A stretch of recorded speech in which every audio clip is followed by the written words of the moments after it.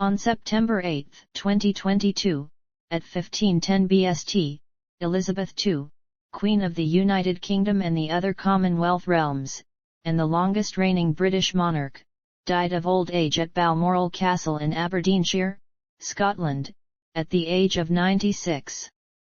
The Queen's death was publicly announced at 1830. She was succeeded by her eldest child, Charles III. The death of the Queen set in motion Operation London Bridge, a collection of plans including arrangements for her state funeral, and supported by Operation Unicorn, which set protocols for her death occurring in Scotland. The United Kingdom observed a national mourning period of 10 days. The Queen lay in state in Westminster Hall from 14 to September 19, during which time an estimated 250,000 people queued to pay their respects.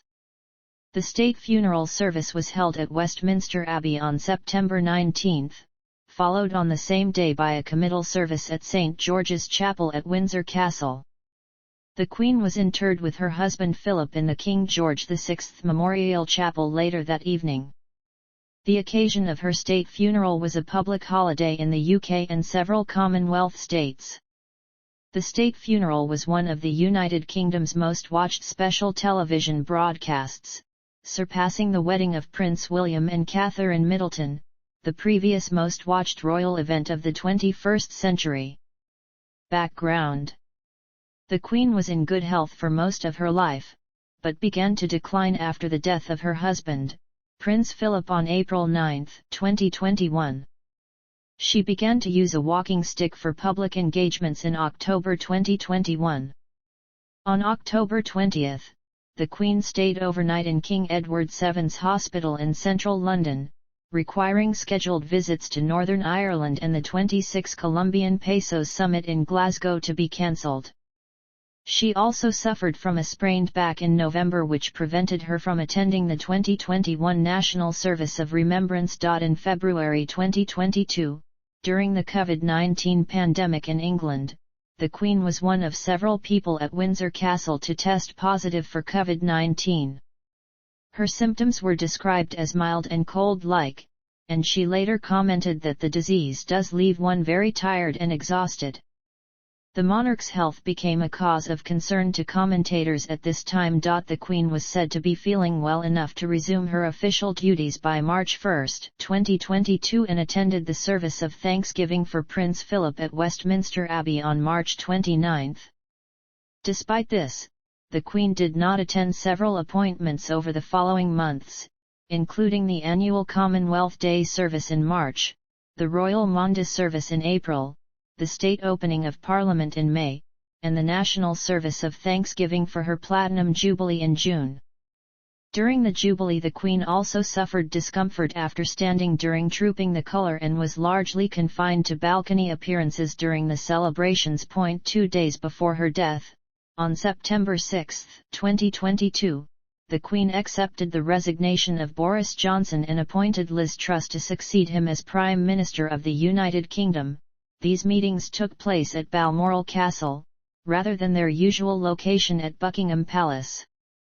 On September 7 she was scheduled to attend an online meeting of the Privy Council of the United Kingdom to swear in new ministers in Truss's government, but this was cancelled after she was advised to rest by doctors. The Queen's final public statement, issued that same day, was a message of condolences for the victims of a mass stabbing incident in Saskatchewan, Canada. Death and national mourning. Death and announcement. The Queen died at 1510 BST on September 8, 2022, at the age of 96, ending her 70-year reign. Her death was publicly announced at 1830. The death certificate, which gave old age as the cause of death, was made public on September 29. Elizabeth II was the first monarch to die in Scotland since James V of Scotland in 1542. Members of the royal family travelled to Balmoral Castle throughout the day.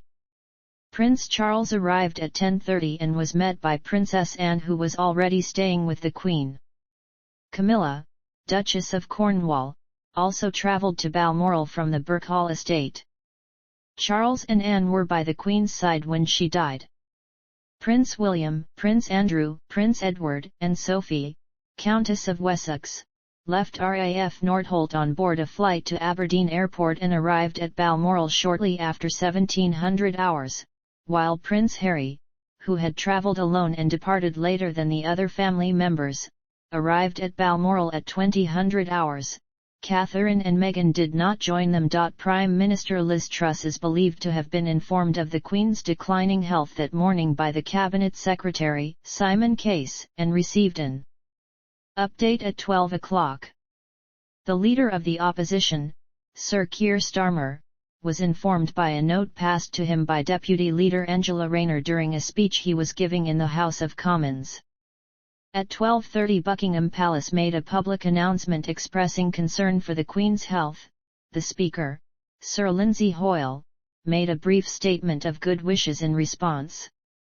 Truss was informed at 16:30 that the Queen had died, and the royal family announced her death 2 hours later via newswires and a post on Twitter. A notice with the same statement was affixed to the railings outside Buckingham Palace and posted on the royal family website. BBC One continuously covered the Queen's condition from 12:40, after the first official statement, and special reports were also run on ITV, Channel 4, and Channel 5. British television announcements of the Queen's death began at 18:31. When news presenter Hugh Edwards read the royal family's statement during a live broadcast on the BBC News Channel and BBC One. At 18:32 the presenters of BBC Radio 4 and BBC Radio 5 Live made similar announcements. After the announcement, the Union flags at Buckingham Palace and 10 Downing Street were lowered to half-mast. At Balmoral Castle the royal standard of the United Kingdom was lowered and then raised again, as the new king was present. The royal banner of Scotland was lowered to half-mast at the Palace of Holyrood House, as was the Welsh flag at Cardiff Castle. Crowds gathered outside royal residences, and rainbows were seen above Buckingham Palace and Windsor Castle. Scottish events. The Queen's death in Scotland meant that Operation Unicorn was the first part of Operation London Bridge to take effect. The Queen's body was transported to Edinburgh where ceremonial events took place, before her body was transported to London for the state funeral. The Queen's coffin left Balmoral Castle at 10:46 on September 11, draped with the Scottish version of the royal standard of the United Kingdom and topped with a wreath consisting of flowers from the castle gardens. The journey of the cortege, which included Princess Anne and Timothy Lawrence, was 175 miles long and passed through Aberdeenshire, Angus, and Fife. People lined the route of the cortege to pay their respects, and in Aberdeenshire farmers formed a guard of honour of tractors. The cortege reached Holyrood Palace at 16:23 and the coffin was placed in the throne room. On September 12 the Queen's coffin was carried up the Royal Mile to St Giles Cathedral in a procession which included the King, Princess Anne, and Timothy Lawrence, Prince Andrew, Prince Edward, the bearer party from the Royal Regiment of Scotland, and the Royal Company of Archers. The Queen Consort and the Countess of Wessex followed closely in their car. Guns were fired every minute from Edinburgh Castle during the procession.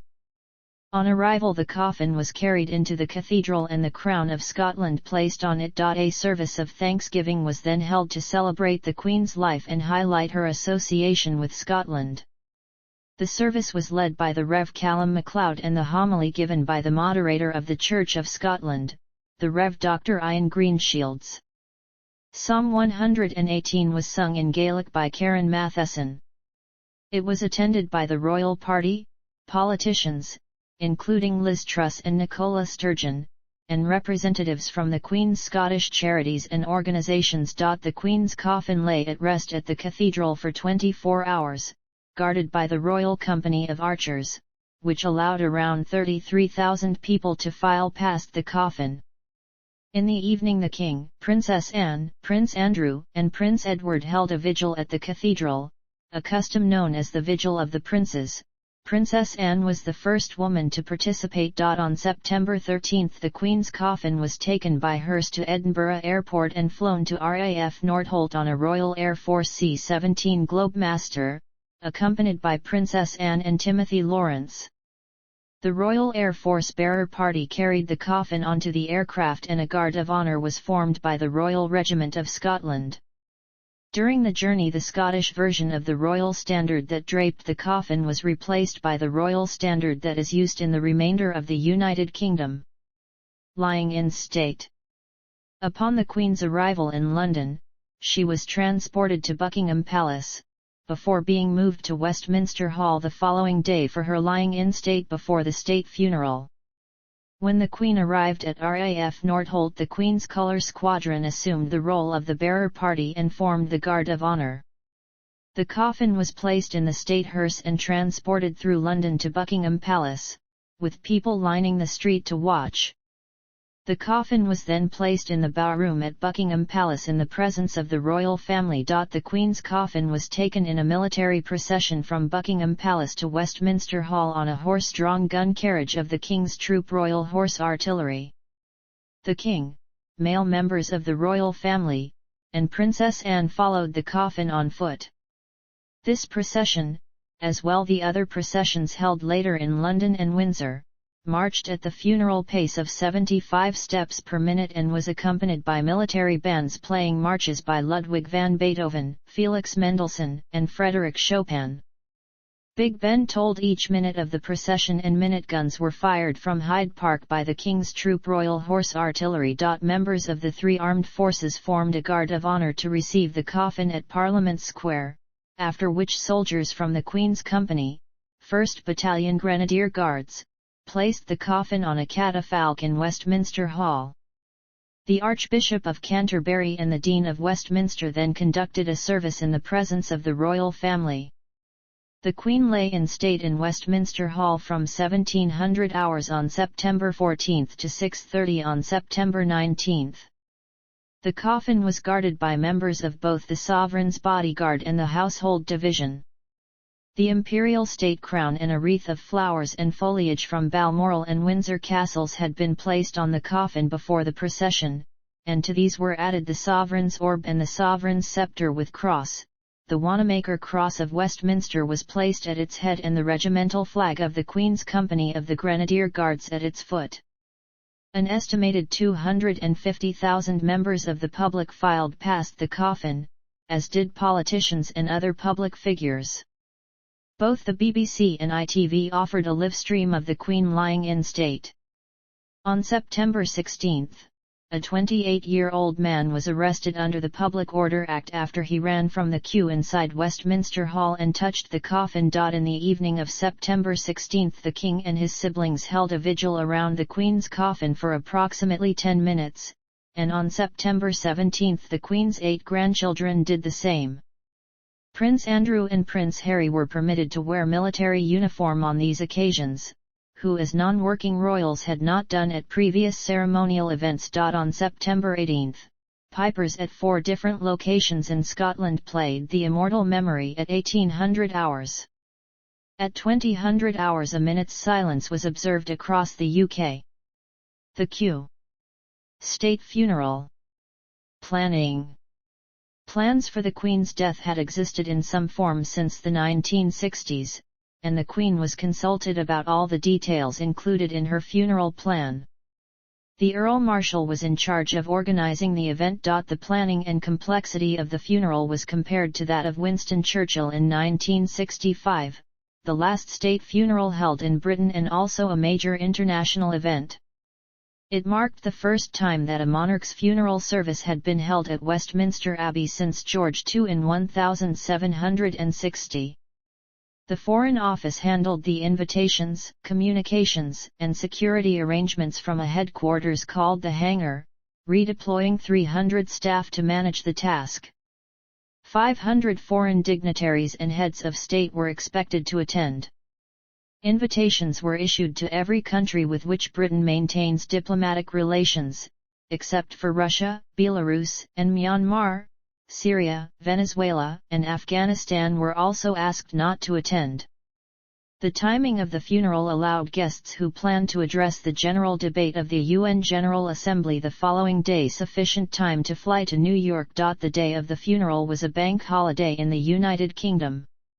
Many businesses, workplaces, and educational establishments closed for the day, including major supermarkets and the London Stock Exchange.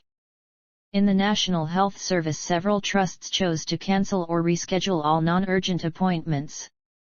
Several food banks announced that they would close on the day of the funeral, though some remained open after facing public backlash. Hotel prices increased in the days before the funeral in London. Extra train services were made available across the country to allow people to travel to and from London and pay their respects for the lying-in state and funeral service. Westminster City Council deployed its Clean Streets team to clean up different areas within central London. Procession to Westminster Abbey. At 10:44 on September 19 the Queen's coffin was moved from Westminster Hall to Westminster Abbey on the state gun carriage of the Royal Navy. The carriage was drawn by Royal Navy sailors, known as naval ratings, maintaining a tradition which began at the state funeral of Queen Victoria. The King, members of the royal family, and members of the King's household walked behind. Non-working royals, including the Duke of York and the Duke of Sussex, did not wear military uniforms for the state funeral and the committal service. A wreath with foliage cut from the gardens of Buckingham Palace, Highgrove House, and Clarence House was placed on the coffin, together with a note from the King which read in loving and devoted memory. Charles R. Before the service the tenor bell of the Abbey rang once a minute for 96 minutes, once for each year of the Queen's life. The coffin arrived at Westminster Abbey at 10:52. Funeral service. Music by British composers was played before the service, and as the coffin entered the Abbey the choir sang the 5 sentences set to music. The service began at 11 o'clock and was conducted by the Dean of Westminster, David Hoyle, according to the 1662 Book of Common Prayer. The lessons were read by Baroness Patricia Scotland, Secretary-General of the Commonwealth, and Liz Truss, Prime Minister of the United Kingdom, and the sermon and commendation were given by the Archbishop of Canterbury Justin Welby.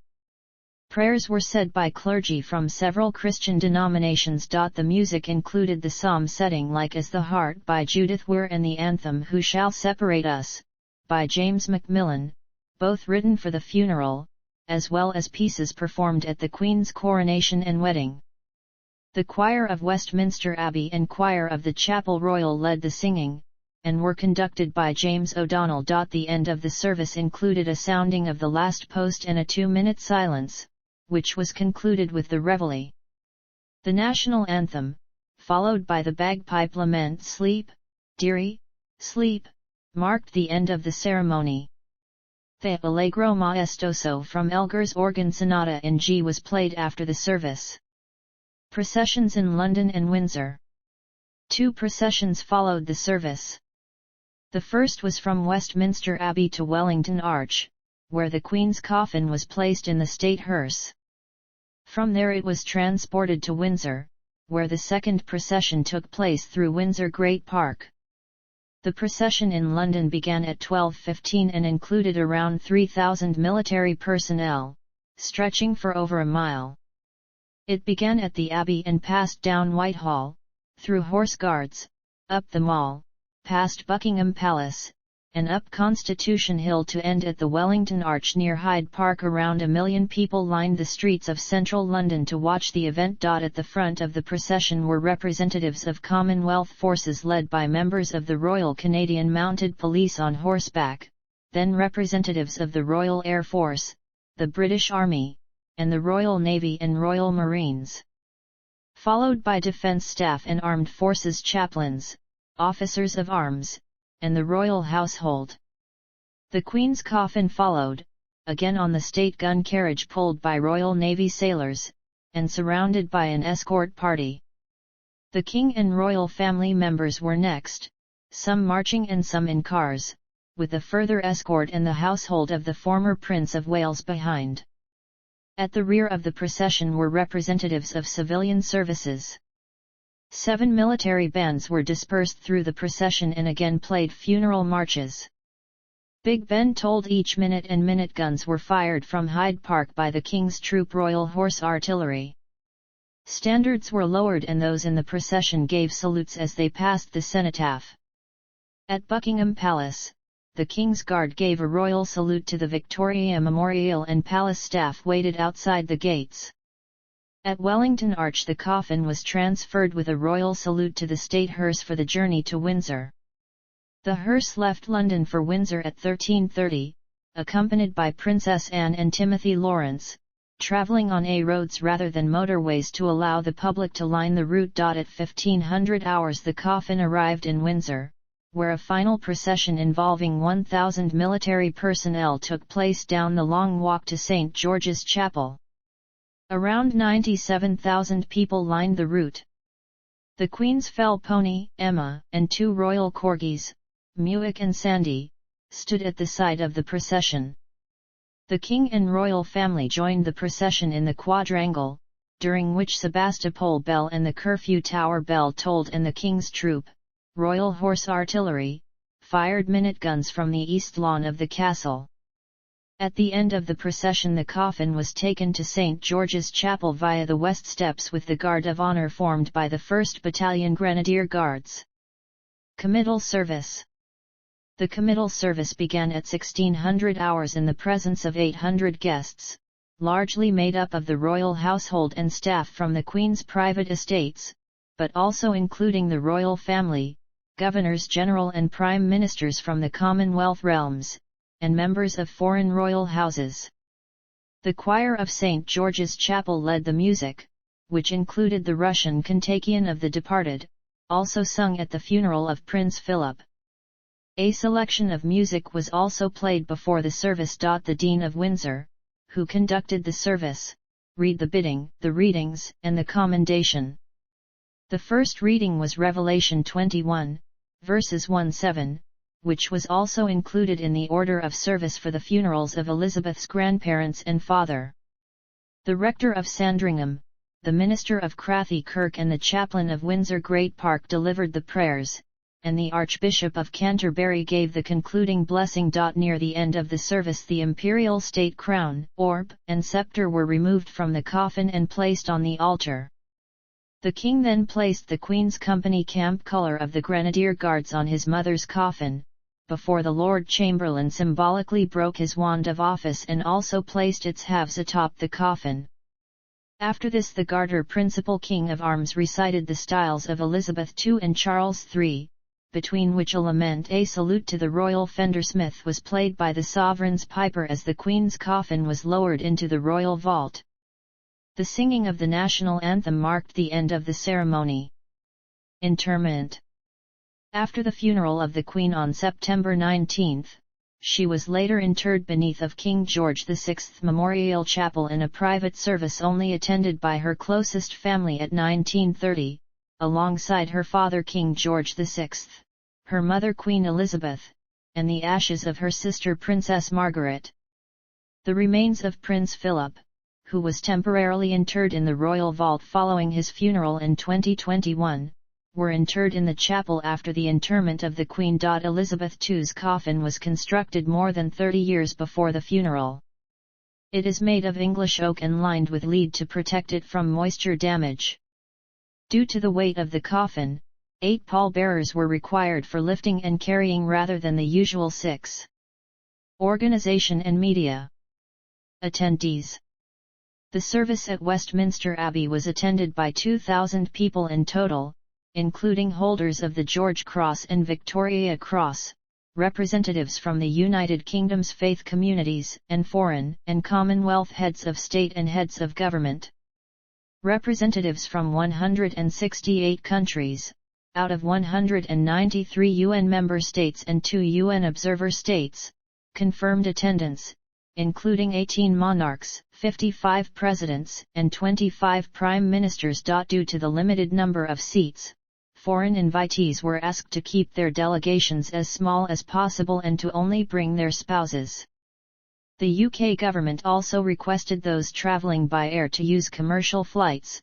Private flights were directed away from Heathrow Airport.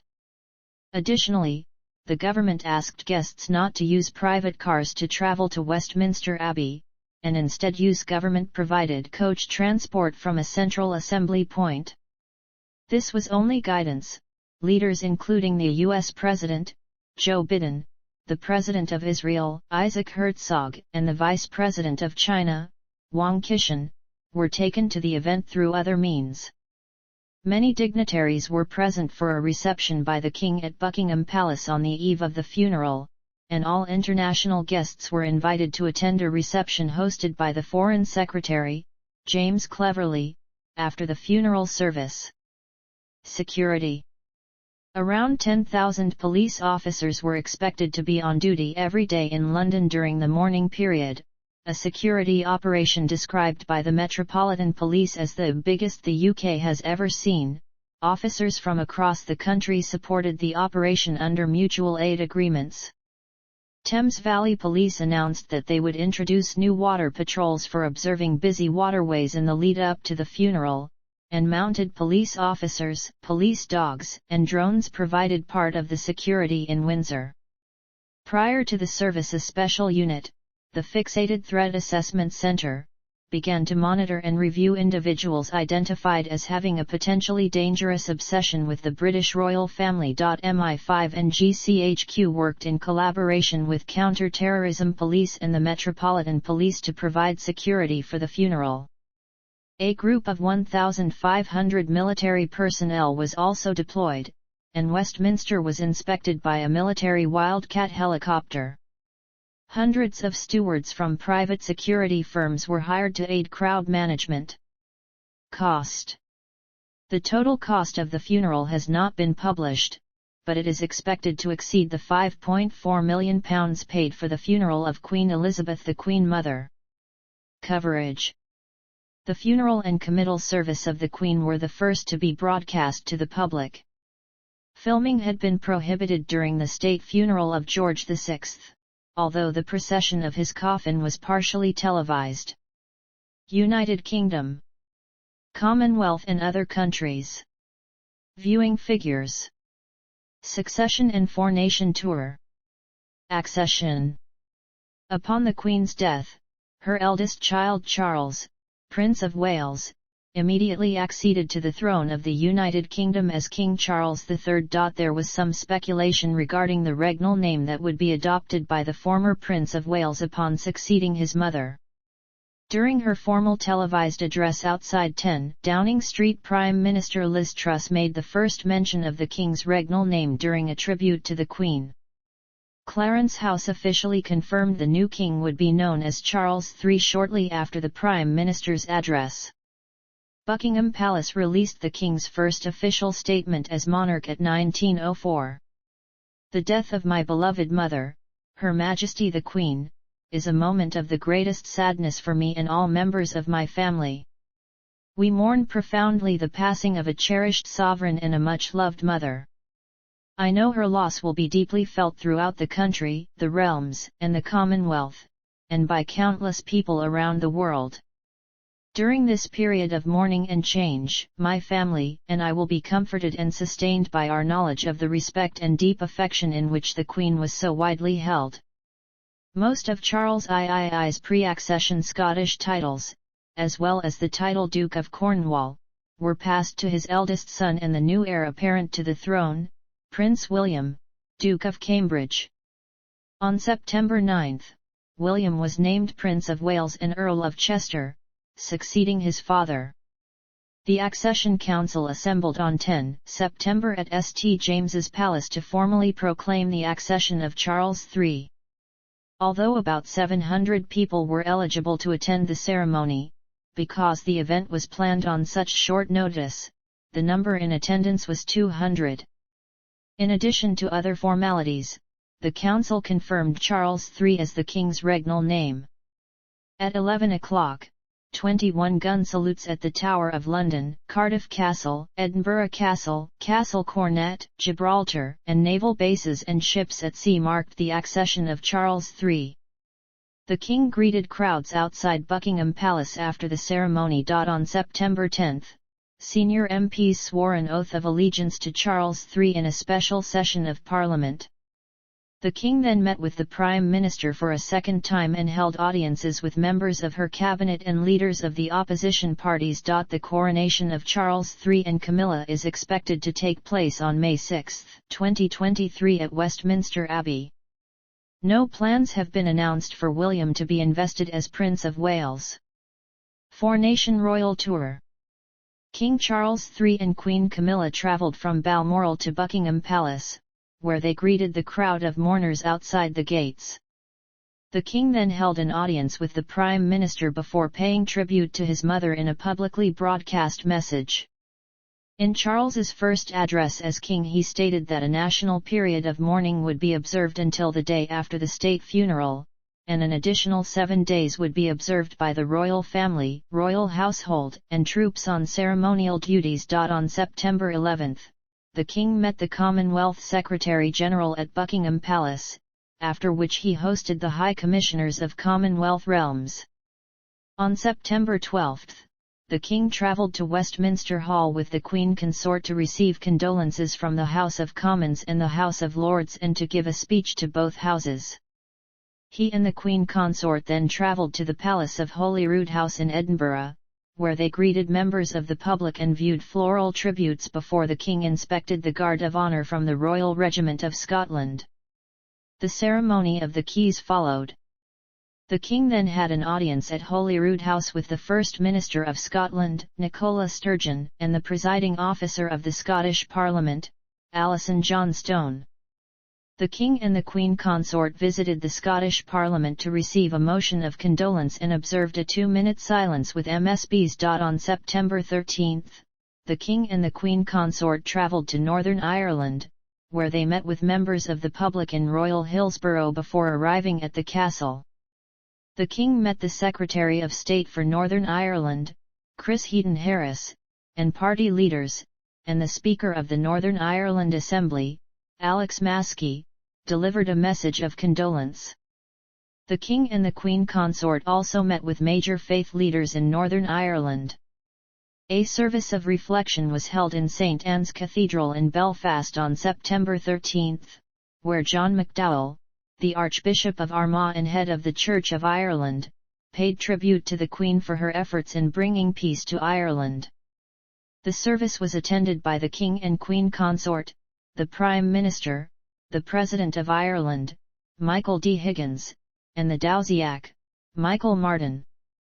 A delegation from the Republican Sinn Féin also attended, but the party did not take part in any events marking the accession. On September 16, the King and Queen Consort visited Cardiff Castle, where a royal gun salute was fired and crowds gathered inside. A silent protest against the monarchy was held outside by groups including trade unions, and Labour for an Independent Wales. An audience was held for the First Minister of Wales and the LLYWYDD, or presiding officer, of the Send. A service of prayer and reflection for the life of the Queen was held at Llandaff Cathedral on September 16 and attended by the King and Queen Consort. The Bishop of Llandaff and leaders of other faiths said the prayers, and the Archbishop of Wales delivered an address in both English and Welsh. The service included the singing of Welsh hymns and anthems.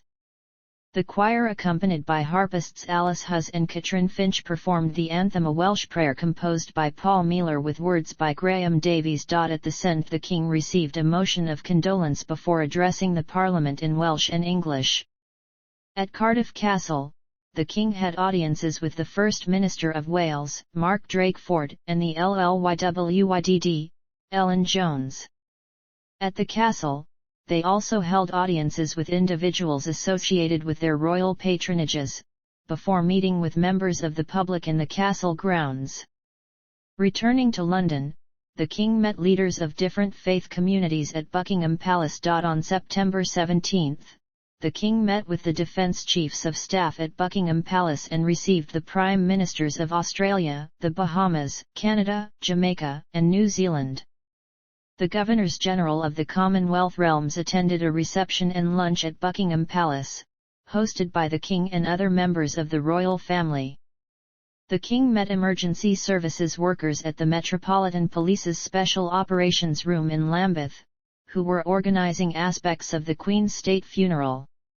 He also visited the queue with Prince William to speak to its participants. On September 18, the King met the Prime Ministers of Tuvalu, Antigua and Barbuda, and Papua New Guinea at Buckingham Palace.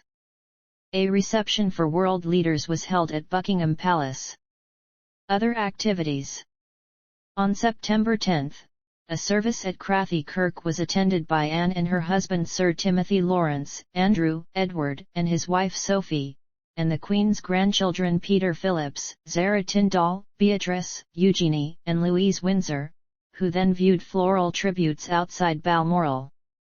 The King's sons, William and Harry, along with their wives, Catherine and Meghan, viewed floral tributes outside Windsor Castle. On September 15, members of the royal family viewed tributes and met crowds around the UK. The Prince and Princess of Wales visited Sandringham House, the Earl and Countess of Wessex visited Manchester, and Princess Anne and Sir Timothy Lawrence travelled to Glasgow. On September 16, the Prince and Princess of Wales visited the Army Training Centre Pirbright to meet with troops deployed from Canada, Australia, and New Zealand that would take part in the state funeral. The Earl and Countess of Wessex met with members of the public and viewed tributes at Windsor Castle. On September 17, the Earl and Countess of Wessex met with crowds outside Buckingham Palace. On September 18, the Princess of Wales held an audience with Olena Zelenska, the First Lady of Ukraine. On September 22, the Prince and Princess of Wales visited the Windsor Guildhall and the Princess Royal visited HMNB Portsmouth, respectively, to thank volunteers and staff in the Royal Navy for their role in organising the state funeral. Reactions. Charles III paid tribute to his darling mama in an address to the UK and Commonwealth on September 9. On September 9, all flags at royal residences were ordered to be lowered to half-mast except the Royal Standard, which continued to fly at full mast wherever the current monarch was in residence. All royal residences were closed to the public until after the state funeral had occurred. An online book of condolence was set up by the royal website. In a written statement on September 18, the King thanked the public for their support, and a previously unseen photograph of the Queen from May 2022 was published by the Palace. On September 9, the UK government published guidance on details surrounding the national mourning period, stating that businesses, public service, sports fixtures, and public venues were not obliged to close. A 96-gun salute was fired in Hyde Park by the King's Troop, Royal Horse Artillery, at the Tower of London by the Honourable Artillery Company, at Edinburgh Castle by the Royal Artillery, at Cardiff Castle and Stonehenge by the 104th Regiment Royal Artillery, at Caernarfon Castle, at York Museum Gardens, and on board Royal Navy ships. Bells tolled at Westminster Abbey, St. Paul's Cathedral, and other churches across the UK, Australia, the Bahamas, and Canada. At Windsor Castle the Sebastopol bell, which is only rung to mark the deaths of senior royals, tolled 96 times to mark the years of the Queen's life. Politicians throughout the Commonwealth paid tribute to the Queen, praising her long public service. Motions of condolences were also passed in the legislatures of Australia, Canada, New Zealand, and Sri Lanka.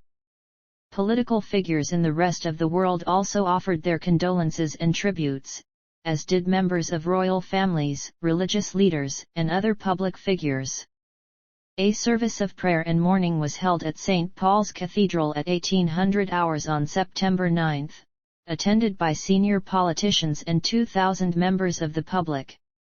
The ceremony marked the first official rendition of God Save the King under Charles's reign. Many organizations paid their respects, and some suspended operations or cancelled events.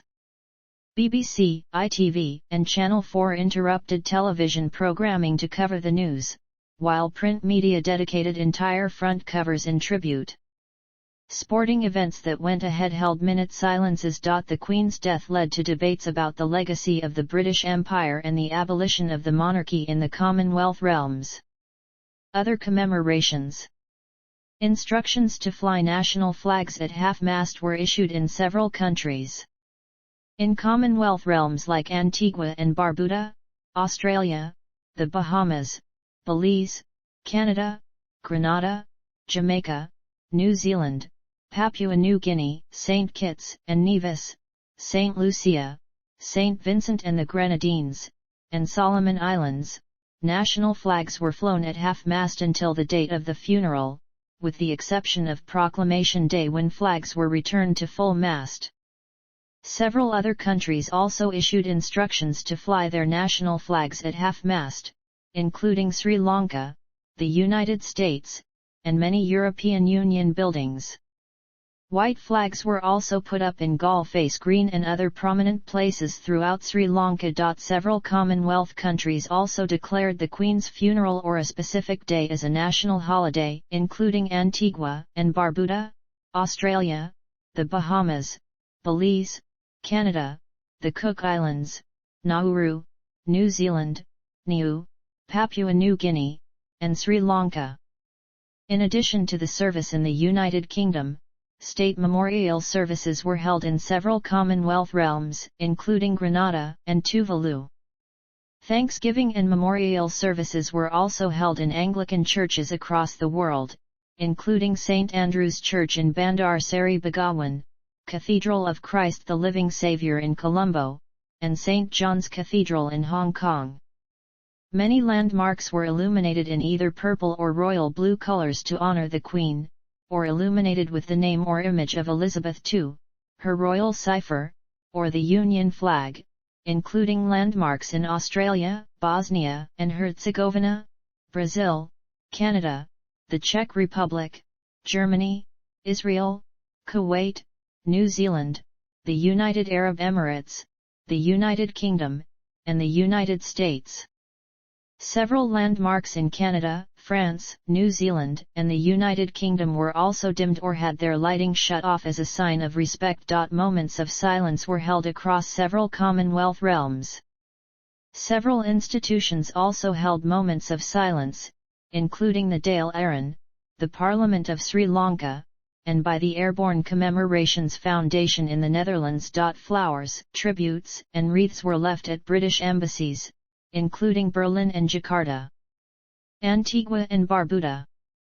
Antigua and Barbuda hosted a service of thanksgiving in honor of the late Queen of Antigua and Barbuda on September 19, which was declared a public holiday throughout the country. The Governor-General's deputy, Sir Clare Roberts, and the acting Prime Minister Stedroy Benjamin presided in the absence of Sir Rodney Williams and Gaston Browne, who were both present at the Queen's state funeral in London. The service took place at the Cathedral of St. John the Divine and was officiated by Dwayne Cassius, Dean of the Cathedral of the Anglican Diocese of the Northeast Caribbean and Aruba.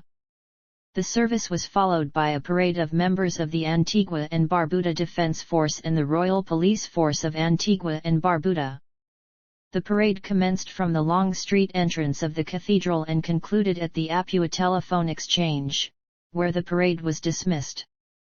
Australia. A 96-gun salute was fired by Australia's Federation Guard on the forecourt of Parliament House in Canberra on September 9 to mark the passing of the Queen of Australia. Monuments and landmarks across the country were lit up to honour the Queen. The Sydney Opera House was illuminated with an image of Queen Elizabeth II on the nights of 9 and September 10, as a symbolic gesture on behalf of the Government of New South Wales. The Australian Parliament House was lit up with images of the Queen throughout her 7-decade reign, reflecting her long and deep relationship with Australia. The Government of Western Australia also announced that landmarks across Perth, the capital city of Western Australia, would be illuminated royal purple as a mark of respect for the Queen. A national memorial service for the Queen took place on September 22 at Parliament House in Canberra. The National Day of Mourning was observed as a one-off public holiday. 1 minute's silence was observed at 11 o'clock across Australia. Plans were announced for a new public square in central Sydney bearing the late Queen's name. Bahamas. A state memorial service for Elizabeth II, Queen of the Bahamas, was held at Christ Church Cathedral in Nassau on October 2. A procession of parliamentarians and law enforcement officers preceded the service, which started at Rawson Square, Bay Street. Governor-General Sir Cornelius A. Smith, and Prime Minister Philip Davis were among those who addressed the congregation. Bhutan.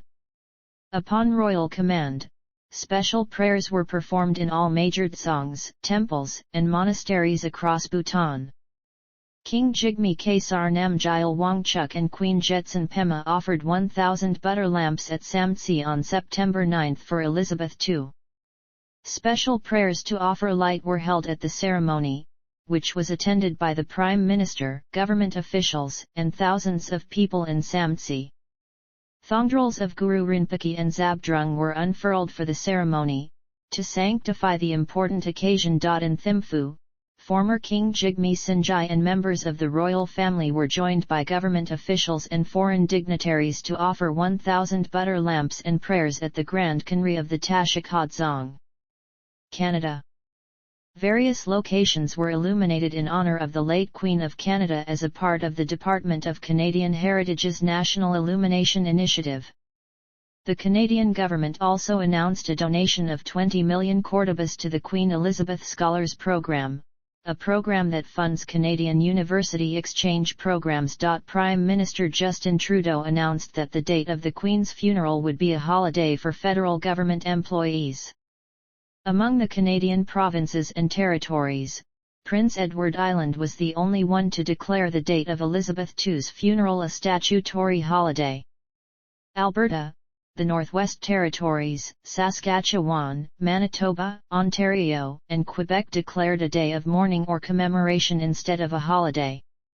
In the remaining provinces and territories, government offices closed. Some also closed schools, and observance was optional for private sector businesses. The Retail Council of Canada and Canadian Federation of Independent Business were against making the funeral a statutory paid holiday. A national commemorative ceremony for Elizabeth II took place at the Christ Church Cathedral in Ottawa on September 19, which was broadcast live on television as well as on social media.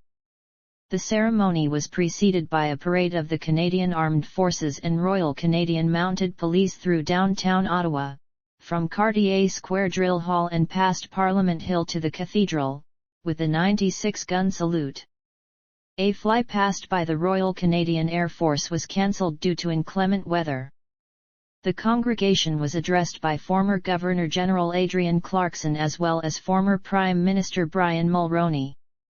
Provincial commemorative services took place in several Canadian provinces on September 19, in Alberta, British Columbia, Manitoba, New Brunswick, Newfoundland and Labrador, Nova Scotia, Prince Edward Island, and Saskatchewan. In Ontario, a memorial service was held in Toronto on September 20. 2 memorial services in Quebec were organized by the Anglican Church rather than the provincial government, which would be attended by Lieutenant Governor Michel Doyon. Moments of silence were held across several provinces on September 19, with several transit operators having paused their operations for 96 seconds to coincide with the provincial moment of silence. 2 British-made bronze cannons from 1810 were fired in Westmount, Quebec, in honor of Elizabeth II. Fiji. The Holy Trinity Anglican Cathedral in Suva hosted a special service of remembrance and thanksgiving on September 16 in memory of the Queen.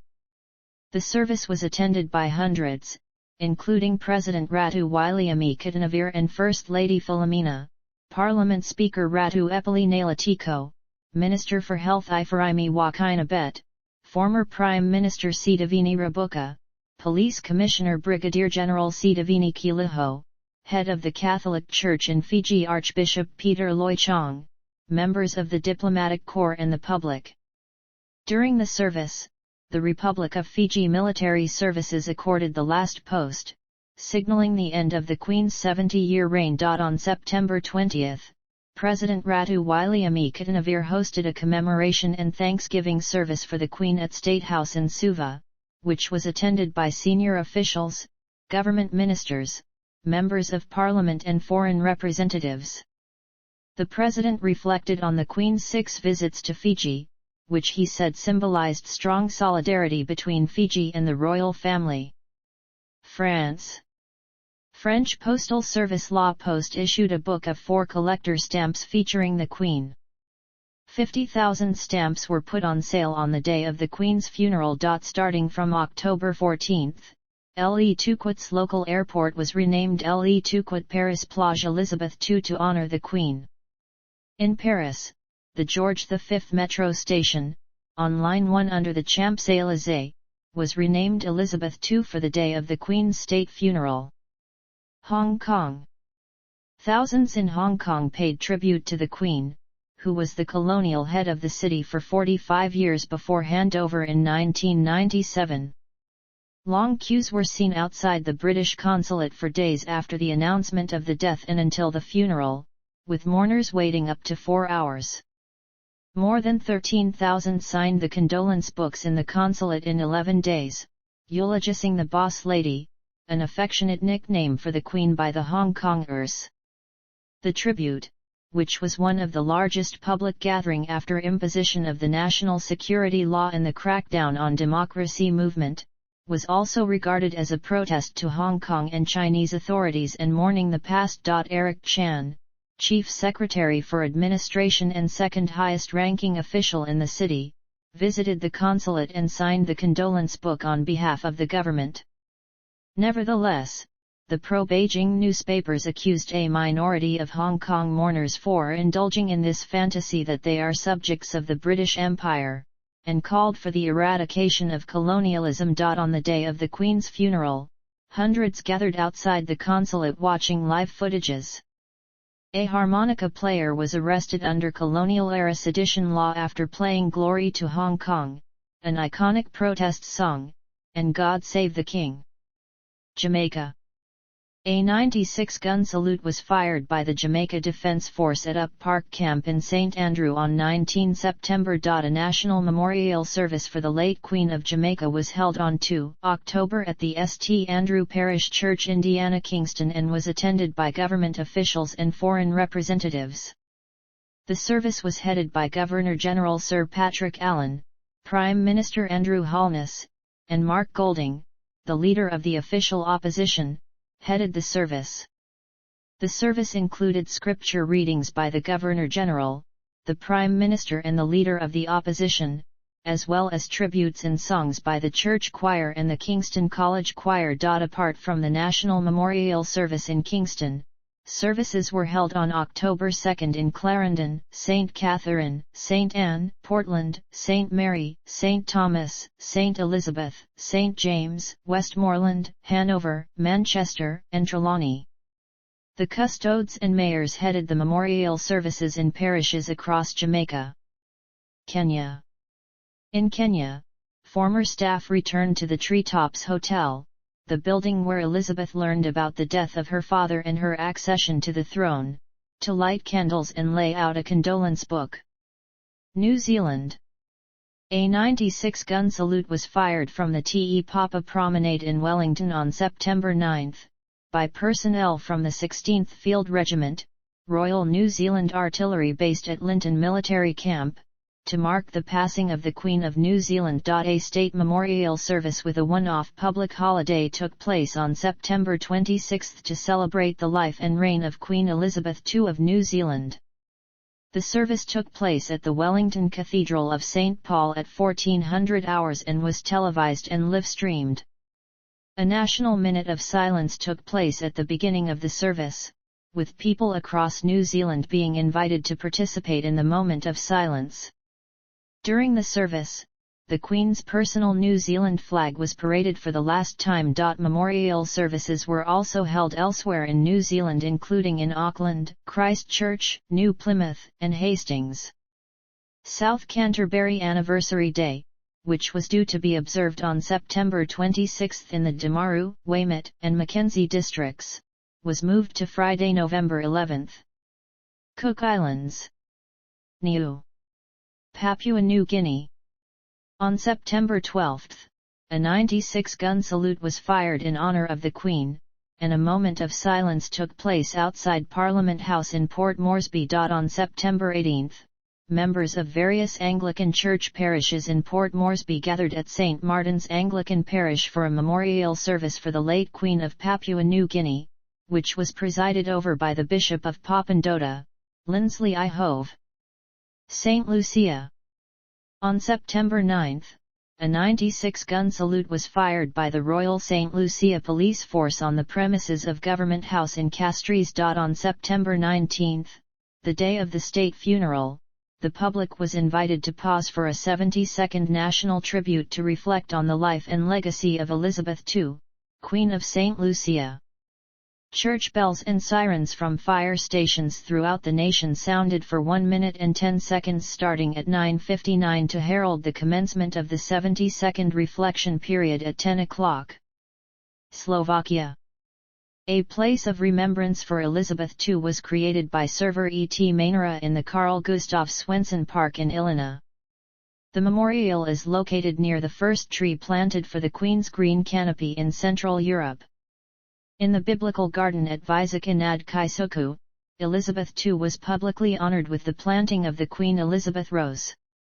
The rose planting was a part of the official opening for the gardens and was organised by the Vysoka nad Kaisoku parish in cooperation with Server E.T. Mainora. Solomon Islands. In the Solomon Islands, the Prime Minister declared 12-14 September as days of mourning, and the first a public holiday.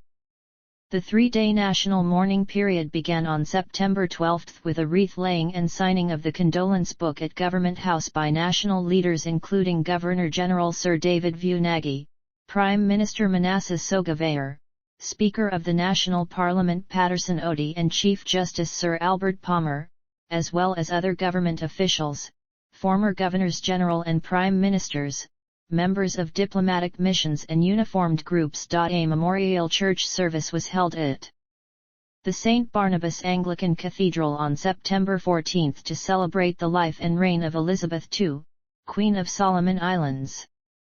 The service was attended by Acting Governor-General Patterson John Oti, Prime Minister Manasseh Sogavare, Deputy Speaker Commons Miwa, Chief Justice Sir Albert Palmer, former Governors-General, Acting British High Commissioner Steve Auld and senior government officials. Sweden.